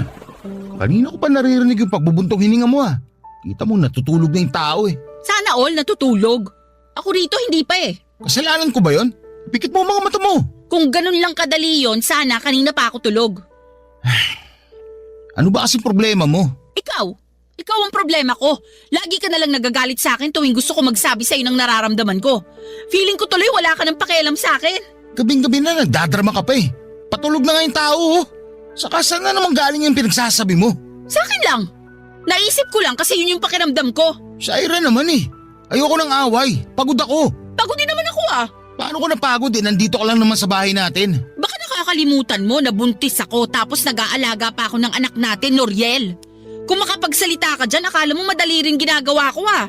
Ay nako, nagre-reklamo ka na naman eh. Hindi ako nagre-reklamo. O ba't ganyan tono mo? Malapit ko na tuloy isipin na hindi ka na masaya sa pamilya natin. Talaga? Nakuha mo pang isipin yun kung sakali? Oo, mahal ko kayo ng anak natin. Pati na rin itong baby na nasa tiyan ko pero hindi ko lang mapigilang mapaisip kung meron ka ba talagang pangarap para sa amin. Ano na naman ba yan? May plano ka ba talagang ibukod kami ng mga bata? Ano? Alam mo kung anong sinasabi ko? Hindi ko alam. Ewan ko sa'yo. Ng bahay, Noriel. Hindi ba nangako ka sa akin noon? Pag nakaluwag-luwag tayo, ibubukod mo kami ng anak mo. Gusto ko lang malaman kung may bala ka pa rin na to pa rin yung pinangako mo sa akin noon. Sa totoo lang, parang malabo na yan. Lalo na ikaw may sabi pag nakaluwag-luwag tayo. Sa panahon ngayon, mas madalas pa tayong gipit kaysa nakakaluwag-luwag. Kaya paano ko pa matutupad yung pangako ko sa'yo na mabubukod ko kayo? Saka may paparating tayong baby. Di ba dapat mas unahin ko yung anak natin kaysa sa kung ano-ano mga naiisip mo? Pero di ba kapag nagsasama na ang babae at lalaki, bumubukod na sila? Para lang sa may mga pera yun. Saka, bakit ba gusto mong bumukod hindi naman tayo pinapalayas ni nanay dito? Hindi nga, pero bahay niya pa rin to. Dapat meron tayong sariling bahay lalo't lumalaki na ang pamilya natin. Sa panahon ngayon ng mamahal na mga bilihin, paano pa kaya ang renta? Sige nga, gusto mo yatang mamulubi tayo at sa kalsada na lang tumira eh. Hindi naman siguro tayo aabot sa ganun. Aabot tayo sa ganun pag hindi ka pa nanahimik dyan. Masyado ko maraming gusto hindi pa nga tayo umaasenso. Kasalanan mo naman eh. Nag-uusap na tayo noon. Maayos na yung plano natin na pag lumaki-laki ang panganay natin, tutulong ako sa pagtatrabaho para makaipon tayo. Kaso, masyado kang mainit sa kama. Ayun tuloy, nabuntis mo na naman ako. Hindi pa nga natin natutupad yung usapan natin na mag-iipon pero pakiramdam ko back to zero na naman tayo. Kawawa naman sa'yo yung anak natin dyan sa tiyan mo eh. Hindi pa nga pinapanganak, palagi mo na sinisisi. Hindi ko sinisisi ang anak natin. Ikaw ang sinisisi ko. Ay talaga naman. Kaunti na lang, malapit na ako mapikon sa'yo. Lagi ka namang napipikon sa akin bago pa ba yun? Hirap sa'yo, masyado ka emosyonal. Alam mo namang buntis ako? Malamang, emosyonal talaga kaming mga buntis. Dinamay mo pa yung ibang mga buntis. Baka ikaw lang naman talaga ang ganyan. Hindi mo alam, nakakayamot ka na. Kaya hindi na ako magtataka kung bakit hindi kayo magkasundo ni nanay. Tama siya na para ka may sariling mundo. Sinabi sa'yo ng nanay mo yon? Na para ako may sariling mundo? Oo! Ano sagot mo? Wala. Nagkibit-balikat lang ako. Ayoko nang pahabaan yung usapan kaya hindi na lang ako sumagot. Grabe ka talaga? Hindi mo man lang ako pinagtanggol? Paano kita ipagtatanggol kung nakikita ko na parang totoo naman ang sinasabi ng nanay ko? Isipin mo nga yan. Huwag lang lagi pagkukulang ko yung tignan mo. Tignan mo rin yung sarili mo. Masyado akong mapaghanap. Hindi ka na marunong makontento. Sige na, matutulog na ako. Huwag mo na ako istorbohin. Papadudot matapos ang pag-uusap namin yon ni Noriel na nauwi na nga sa pagtatalo ay nadagdagan lang ng panibagong tampo ang mga nauna kong tampo sa kanya. Alam ko na mas praktikal na tumira sa bahay nila pero nahihirapan na kasi akong pakisamahan ng nanay niya. Sa tingin ko ay ginawa ko naman ang lahat ng abot ng makakaya ko pero wala. Matigas at malayo ang loob sa akin ng biyanang kong hilaw. Simula noon ay hindi na ako nagsabi ng saloobin kay Noriel dahil siguradong hindi na naman niya ako pakikinggan. O baka nga sisihin niya ulit ako at sabihing masyado akong mareklamo at ako talaga ang hindi marunong makisama sa amin ng nanay niya. Pakiramdam ko papadudot ay wala akong karapatan na magsabi ng feelings ko. Kaya naman tinuong ko na lamang sa pagsali sa mga online group sa Facebook ng mga kapwa ko nanay at may kinakasama ang paglalabas ng mga hinaing ko sa buhay at sa relasyon namin ni Noriel. Bali ang ginagawa ko ay nagpo-post ako ng aking mga problema sa grupo na sinalihan ko at marami namang nagkokomento para magbigay sa akin ng pagpapayo. Hanggang sa may napansin akong isang Facebook account na paulit-ulit na nagko-comment sa mga post ko. Hindi nagtagal ay nag-chat sa akin ang naturang account para makipagkaibigan. Akala ko ay kapwa ko rin siya nanay kaya inaccept ko ang friend request niya sa akin sa Facebook. Pero makalipas ang ilang araw ng pag-uusap namin ay inamin niya na isa siyang lalaki papadudot.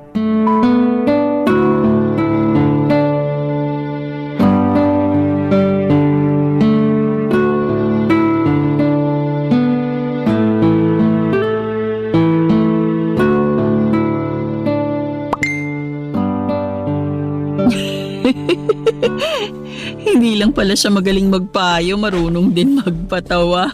Sino marunong ding magpatawa? Po? Sino nga yung marunong magpatawa? Wala po. Anong wala? Patingin ang cellphone mo. Ayoko po. O bakit? Siguro may tinatago ka sa akin ano? Bakit naman po ako may itatago sa inyo? Aba ewan ko. Galing ako sa kusina, katatapos ko lang magluto. Naabutan kita nakaupo na naman dito sa bangko habang pangiti-ngiti. Tapos sabi mo, marunong din siya magpatawa. Eh sino ba yung marunong magpatawa na yon, ha? Si ano po? Si Papa Dudut po. Si Papa Dudut? Opo. Katatapos ko lang po kasing makinig ng Barangay Love Stories. Sa dulo po nagpapayo si Papa Dudut. Tapos bigla po siyang nagpatawa. Oy, bakit hindi ka sa radyo nakikinig? Bakit dyan sa cellphone mo? Meron po kasi silang live sa Facebook. Doon po ako nakikinig at nanunood na rin. Siguraduhin mo lang na yun talaga ang pinaggagawa mong babae ka, ha? Nay naman, ano pa po bang iba kong gagawin sa Facebook? Aba, ewan ko sa'yo. Napapansin ko na, panayan ang inaatupag mo. Hindi naman po, ngayon lang po ako umupot nag-cellphone eh. Hindi raw. Ayos-ayusin mo lang talaga dahil pag nalaman ko na may ginagawa kang milagro dyan sa cellphone mo, nako, palalayasin kita rito sa pamamahay ko. Sobra naman po kayo sa ginagawang milagro. Alam niyo po ba na masama ang mambintang? Oy, kaya nga ayusin mo. Matanong ko nga po kayo, Nay. Total, nag-uusap na tayo. Ano yon? Curious lang po ako kasi matagal na rin naman na akong nakatira sa inyo eh. Ano nga yon? Dali-dali ano't may pinapakulo pa akong bulalo dun sa kusina. Bakit po ba ba ang init ng ulo niyo sa akin? Sa pagkakaalam ko wala naman akong ginagawang masama sa inyo. Pero palagi pa rin kayong nagagalit sa akin. Nagtanong ka pa talaga ha? Hindi pa ba halata? Naalin po? Na ayoko sa'yo. At kahit na wala ka pang gawing masama, ayoko na talaga sa'yo nung unang beses pa lang nakita kitang tumapak dito sa pamamahay ko. Bakit naman po? Aba, hindi ko alam. Malay ko. Basta naiinis ako sa pagmumukha mo kapag nakikita ka. Pero wala naman ako magawa dahil nanay ka ng apo ko eh. Parang ang unfair naman po nun sa akin kasi ginagawa ko naman lahat para mapalapit sa inyo. Sabi ni Noriel, kuhain ko lang daw ang loob nyo para magkasundo tayo. Pero parang ang tigas-tigas nyo pagdating sa akin. Eh, ganun talaga. Alangan naman pilitin ko ang sarili ko na magustuhan ka. Eh, hindi ko nga kaya, di ba? Tsaka kahit paano sinubukan ko naman na tanggapin ka ng buong buo. Kaya nga lang talaga hindi ko magawa. Siguro kasi magkaiba kayo nung unang kinasama ng anak ko eh. Ayun, kahit paano, kuha nun ang loob ko. Magkaiba naman po talaga kami. O talaga magkaiba kayo. Kaya nga siguro ayoko sa'yo kasi mas gusto ko pa rin sa kanya. Pero ako na po yung kinakasama ng anak nyo. Kaya kailangan nyo akong tanggapin sa ayaw at sa gusto nyo. Kung palayasin kaya kita rito sa bahay ko sa ayaw at sa gusto mo. Grabe naman po kayo. Kung magsalita kayo, parang kayo ang kontrabida sa kwentong napakinggan ko sa Barangay Love Stories kanina. Kulang na lang bumuga kayo ng apoy dyan eh. Iniinis mo talaga ako? O hala nay, yung pinapakulo nyo dun sa kusina. Ha? Parang umaapaw na po yata. Naku, mabuti pa puntahan nyo na. Oo nga, kakalinis ko lang ng kalan eh. Baka dumumi na naman. Ay, teka nga. Puntahan ko na nga at ikaw na babae ka ha. Tumulong ka dun sa paghahain sa mesa. Puro ka cellphone. Kulang na lang, idikit mo yung mukha mo dyan sa cellphone mo. Kayo nga po, puro na lang pagalit sa akin eh. Paano hindi ako magagalit? Binibigyan mo ako ng dahilan. Papadudot alam ko sa sarili ko na wala akong ginagawang masama. Kaya bakit abot langit na lamang ang galit sa akin ng nanay ng kinakasama ko? Kung makapagsalita siya, akala mo ay hindi ako ang nanay ng mga apo niya. Sobra talaga akong nasaktan sa mga ibinibintang sa akin ni nanay dahil wala namang totoo sa mga yon ni isa. Nakikipag-chat lang naman ako sa nakilala ko online at wala kaming ginagawang masama, papadudot. Saka hindi ko naman inuubos ang oras ko sa pakikipag-chat o pakikipag-Facebook lang gaya ng sinasabi ng nanay ni Noriel. Sa katunayan ay nagse-cellphone lamang ako pag natapos ko na ang asikasuhin ang anak namin at gumawa ng kaunting gawaing bahay na kaya kong gawin. Pero parang tanga ang nanay ng kinakasama ko dahil sa araw-araw na lamang na ginawa ng Diyos ay palagi siyang nakakahanap ng kadahilanan para maggalit sa akin, papadudot. Barangay Love Stories. Barangay Love Stories. Papadudot dahil wala namang ginagawa si Noriel sa tuwing inaagrabyado ako ng nanay niya ay hindi niyo ako masisisi. Kung lalong lumayo ang loob ko sa kanya. Pakiramdam ko ay mas matimbang talaga sa kanya ang nanay niya kesa sa akin at sa mga anak namin. Doon na ako nagsimulang magtanim ng galit kay Noriel at lahat yon ay ikinuwento ko sa lalaking kachat ko. Bagay na nauunawaan naman niya. Pakiramdam ko ay nakahanap ako ng karamay sa katauhan niya ng mga panahong yon. Kahit na hindi ko pa siya lubos na kilala. Feeling ko ay matagal na kaming magkakilala at kaunti lang kasi ang alam kong impormasyon tungkol sa kanya. Sabi lang niya ay may kinakasama siya dati na matagal na ring nagsishare ng mga problema sa Facebook group kung saan kami nagkakilala. Hindi rin daw kasi maayos ang naging pagsasama nila noon hanggang sa nagkahiwalay na nga sila, papadudot. Wala po silang anak tapos ay naiwan sa kanyang account at password ng dati niyang live-in partner.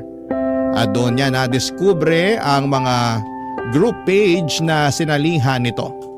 Simula noon ay naging misyon na raw niya ang magbigay payo sa mga problema ng mga nanay at may live-in partner na kasali sa naturang Facebook group kung saan kami nagkakilala. At masasabi ko na magaling talaga siyang magpayo, kaya naman aminado ko na napagaan niya ang kalooban ko. Kaya lang habang mas lumalalim ang pagkakaibigan namin, mas lalo pala akong binabantayan ng nanay ni Noriel, papadudot.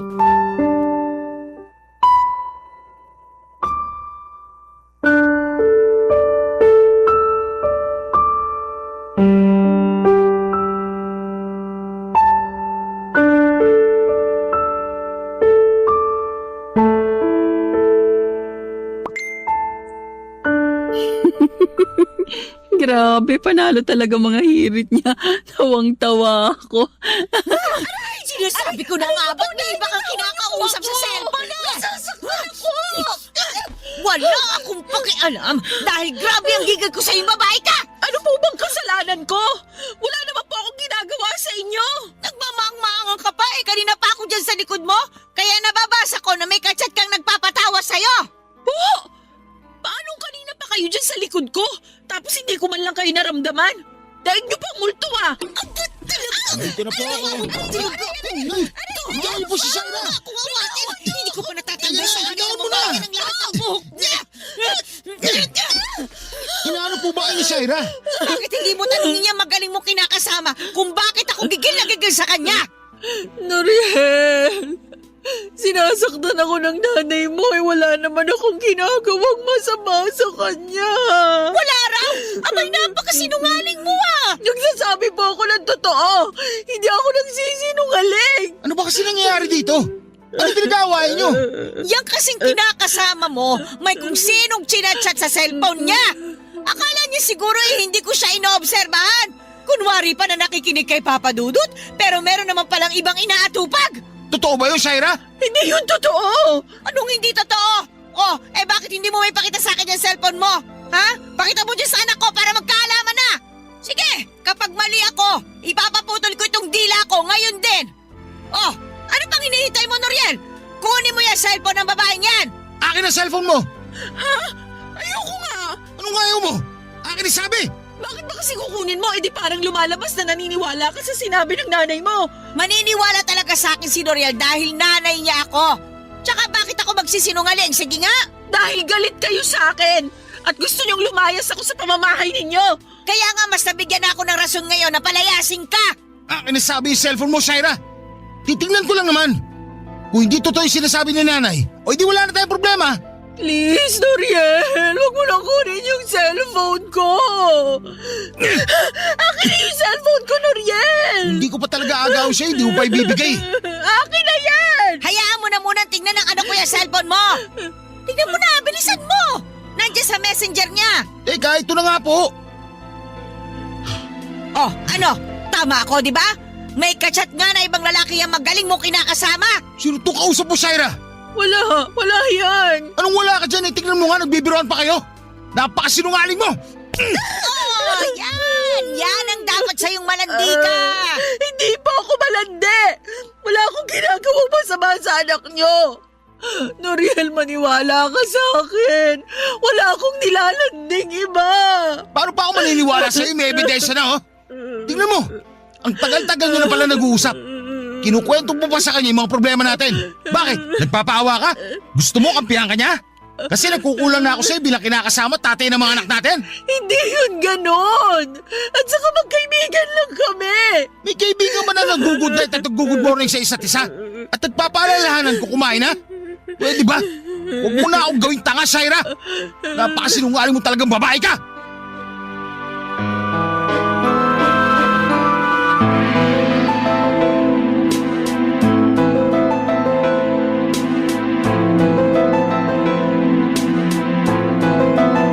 Papadudot, hindi ko akalain na nakaabang lang pala sa akin ang nanay ng kinakasama ko para magkamali ako.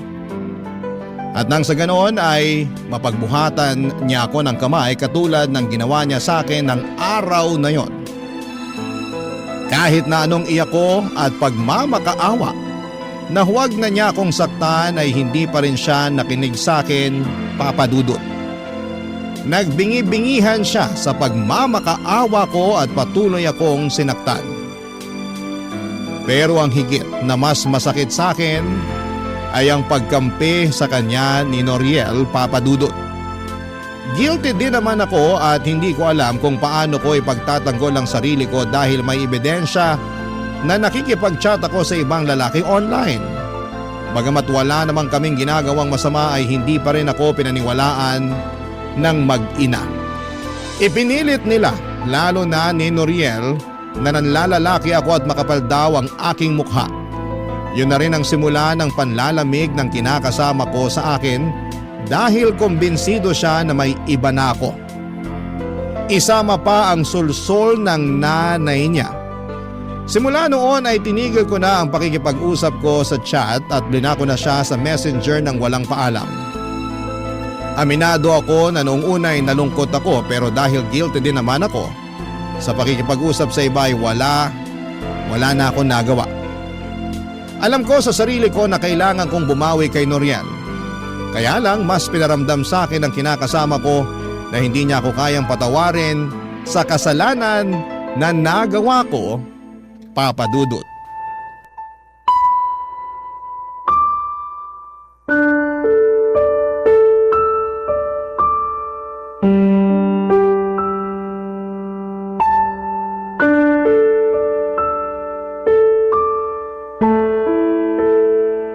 Alis na ako.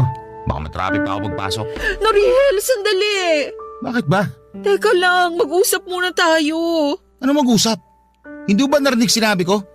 Baka matraffic ako pagpasok sa trabaho. Lunes pa naman ngayon. Palibasa wala kang alam kasi ikaw nandito ka lang sa bahay. Sobra ka naman. Totoo naman eh. Hindi ka nagtatrabaho sa atin. Ako naman hindi ba? Tapos nandito ka lang sa bahay at wala ka namang ibang ginawa kundi mag-cellphone. Baka nakakalimutan mo, nag-aalaga rin ako ng anak nating panganay. Hoy, dapat lang para naman may silbi ka. Ha? Anong may silbi? Sa lagay, tagapag-alaga na lang ng anak natin yung papel ko sa mundo? Oo, dahil ikaw ang nanay ng anak natin. Pati na rin yung baby nasa tiyan mo. Alam mo, huwag ka na magsimula ng drama dyan dahil bubuwis lang ako sa pagbumuka mo. Kunwari ka pa na mabait. Yung pala pag nakataligod ako may ginagawa ka milagro. Wala sabi akong ginawang milagro. Wala akong ginawang masama. Lukoy mo lelang mo. Tigil-tigilan mo ko dyan sa kasinungalingan mo, Shaira. Ha? Pasalamat ka, buntis ka, kundi. Kundi ano? Sasaktan mo na naman ako katulad ng ginawa mo sa akin nung isang araw? Hindi naman kita sinaktan nun Sinampalan kita. Hindi pa ba pananakit ang tawag mo doon? Normal na reaksyon lang yun ng taong galit. Dahil nahuli ko lang naman na kinakasama ko na may kinakausap na ibang lalaki sa cellphone. Sige nga, kung ikaw nasa posisyon ko, ano mararamdaman mo? Magiging masaya ka ba? Magpapaparty ka ba kasi nalaman mong gumagawa ako ng kalokohan? Siyempre hindi, pero ilang beses ko bang dapat sabihin sa'yo na magkaibigan lang kami nung lalaking kausap ko sa chat? Wala kaming ginagawang masama. Hindi ako nagloko sa'yo. Hindi pa, pero papunta na rin yun doon. Akala mo yata talaga tanga ako no? Akala mo pinanganak ako kahapon. Akala mo palalagpasin ko na lang yung kinakasama ko na may kinakausap na ibang lalaki.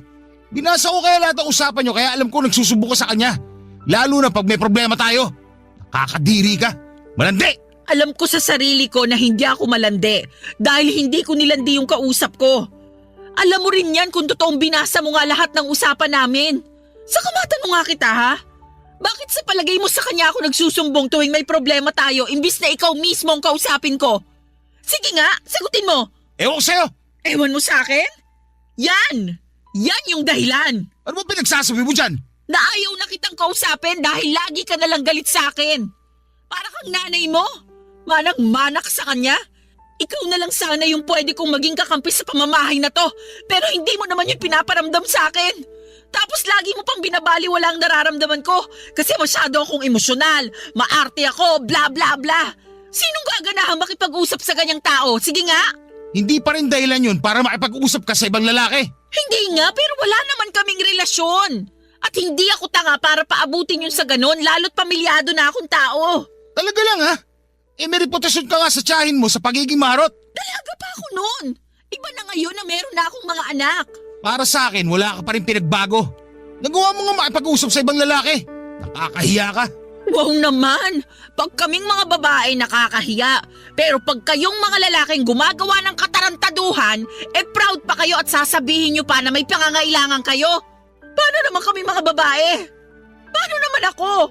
Para sa kaalaman mo, may pangangailangan din ako. Pero hindi katawan ng ibang hanap ko, kung hindi pang unawa at pagmamahal.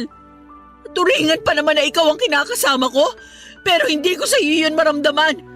Tapos sa huli, ako pang lalabas na masama kasi nakahanap ako ng kaibigan at kakampi dun sa lalaking kachat ko? Kahit na ano pang sabihin mo, gagagawan mo pa rin kung bakit mababa na ang tingin ko sa'yo. Sa tama naman mga sinabi ko, masyado ka emosyonal. Masyado ka mahina. Tapos, saka mo isisisi pagkukulang na sinasabi mo, masyado ka lang talaga mapaghanap. Hindi ka marunong makontento sa kung anong meron tayo. Ang hilig mong gawing komplikado ang sitwasyon. Tapos iiyak-iyak ka dyan, akala mo ikaw ang biktima rito. Lalo ako nabubwisit sa'yo Kaya pwede ba, Shaira? Tigil-tigilan mo ako ha! Papadudo, tinalikuran na ako ni Noriel pagkatapos ng pagtatalo namin yon at naiwan akong humahagulhol sa bahay nila. Sa ingay ko ay nagising ang nanay ng kinakasama ko at tulad na lamang ng inaasahan ay pinagalitan niya ako at ininsulto.